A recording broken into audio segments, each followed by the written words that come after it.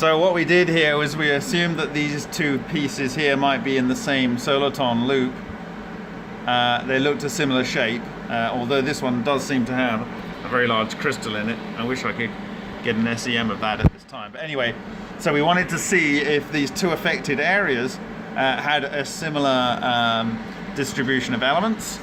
And lo and behold, it's a pretty damn close match. Yes, there's a little bit more copper in the second sample. The iron and copper ratio is switched around, but pretty much every peak is spot on.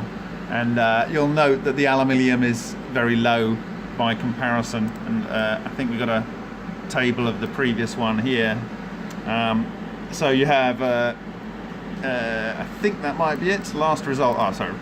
Recent result, 18% on the iron, 15.5% on the 15.6% on the copper, and zinc is nearly 7%. And iron, copper, and zinc, 18.8, 15.6, and nearly 7% on the zinc. They're pretty much spot on. That's really made me happy. So the theory is that the ions fuse to iron, the aluminium atoms fuse to iron, standard Joule-Joshua type reaction. And then the copper is some sort of oxygen that's fused into the iron, and the zinc is water from moisture in the air that gets fused onto the copper. The sulfur is two oxygen atoms being fused to sulfur.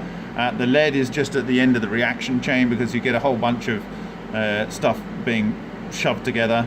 And I haven't got a ready explanation for the rest of it, but that's really satisfying.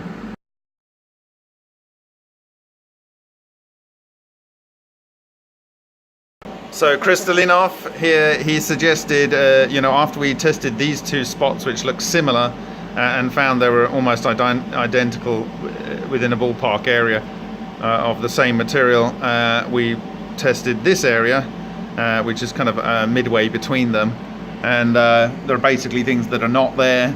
And the ratios are wildly different to the previous two samples, effectively.